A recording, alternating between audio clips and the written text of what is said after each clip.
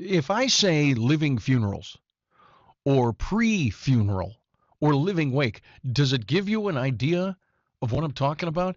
It's so odd to me. I couldn't have figured this out if I didn't read the story.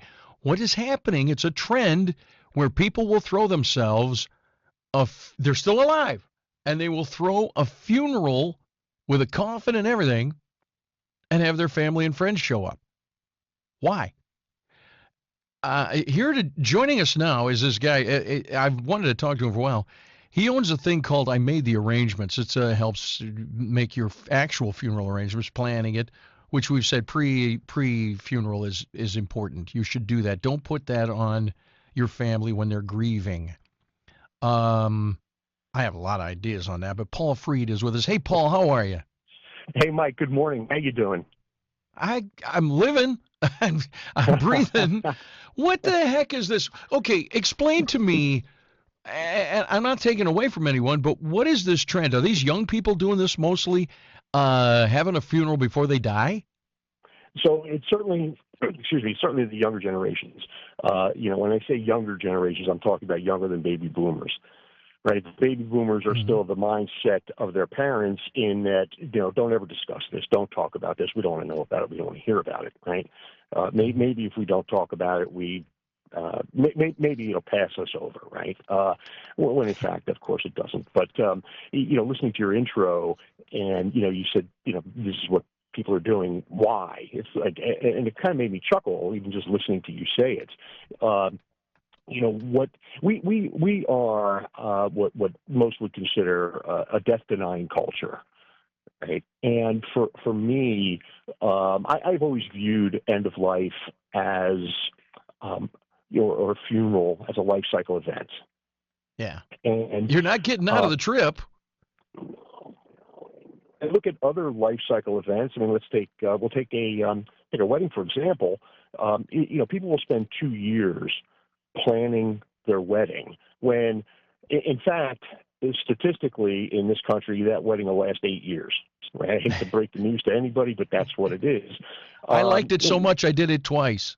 Well, and there's the thing, right? For me, I've always thought about this, right? Funerals were always big for me because I always thought that this is, A, it's the last opportunity I'm going to get to say goodbye to somebody, and B, this is their last hurrah, right? I was at a funeral recently, and one of my cousin's children came up to me and said, "Well, you don't miss a funeral, do you?" And I thought this is very important. Look, because we don't talk about this, nobody plans for this. And for me, the fact that people are hosting their own funerals now it's a great indicator that people are starting to open up now, and they're starting to kind of get more in touch with their mortality. And the more we see of this, the more comfortable people get, and the more people are talking about it, the more comfortable they get.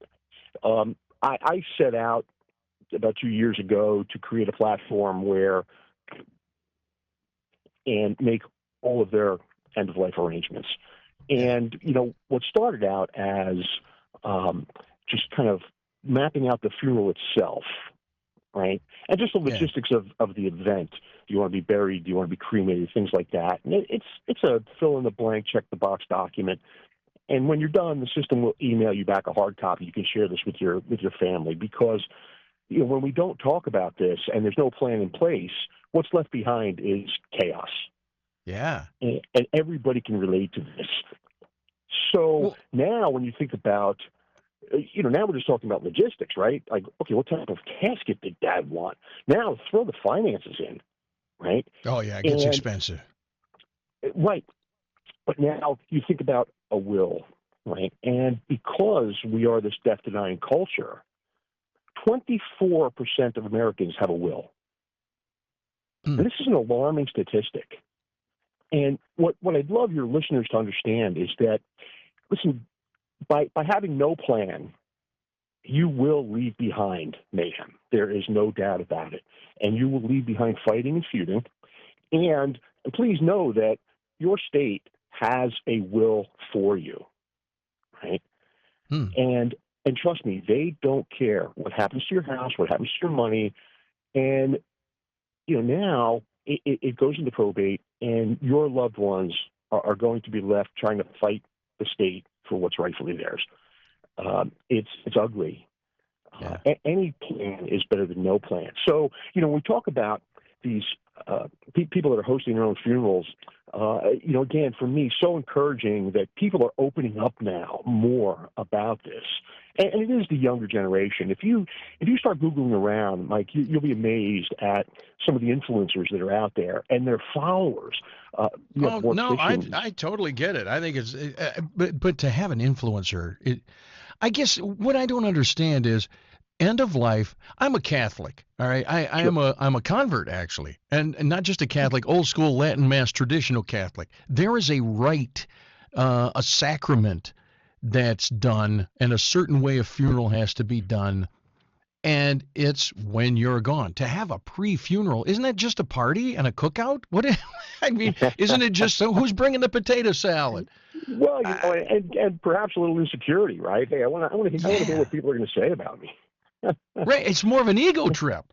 It could be. It could be for sure, and I'm sure in some instances it is.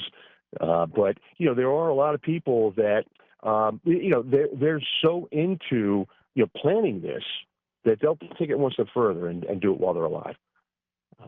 It's pretty interesting.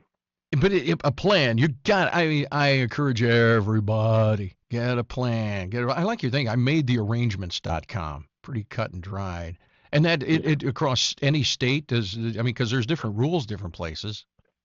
Yeah, this is pretty universal, And again, look, when we're talking about a will, listen, and this is, I'm not knocking attorneys, but attorneys have had us convinced for decades that a will is this incredibly legal document, and you need their services to do it.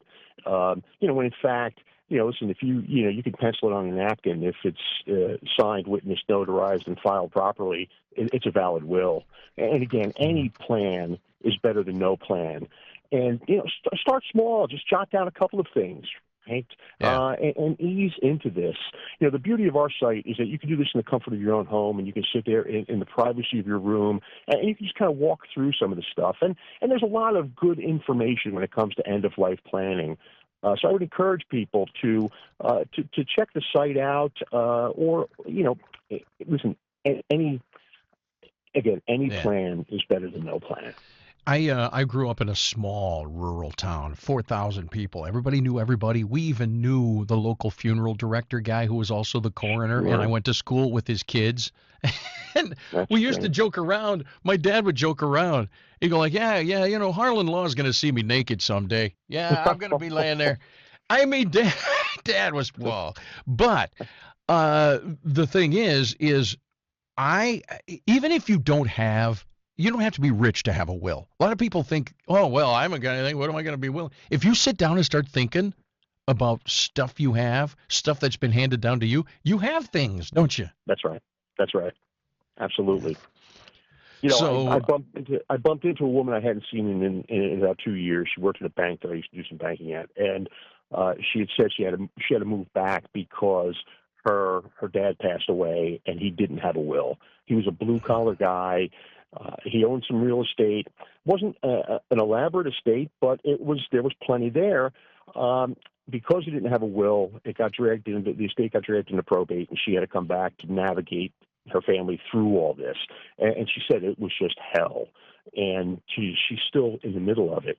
Her father didn't trust attorneys, so he didn't go to a lawyer to get a will. There are other avenues to go down to create a will. And if you poke around online, you can find these. There's plenty of resources out there. I'm not throwing a party before I die. I am not doing that. This is, and Paul, I like you. You're a fantastic, well-spoken individual, a friendly guy. I'd love to have coffee with you. But honestly, I hope when we get together, we can talk about something other than death, because you're depressing me. And I'll end with this. Look, there's nothing morbid about planning all of this. This is an act of love. You're relieving this burden from your loved ones, and you're making life so much easier for them. Yep. And that's the way I like to look at this. But listen, I'd love to have coffee. So next time I'm out your neck of the woods, I may look you up. All right, come on to Michigan. Paul Freed, I made the arrangements.com. And yeah, a pre-funeral party. I don't know about that. Do they have coffee? They have not coffee, coffins and everything, like a casket? Most of them do. Oh, that's funny. What do they put in there? The salad bar? Have the casket with ice and a bunch of balls. It's the salad bar. There's the shape of me. Oh, geez, just stop. You know what I'm going to have to do, Paul? I usually have exit music with all of my guests. Because of the subject matter, I'm going to happy it up a little bit. Literally, this song is called Cookies for Santa. There. It's just happy music. Hey, It's Paul. beautiful. Appreciate it, man. We'll talk soon. Mike, thank you. Be well.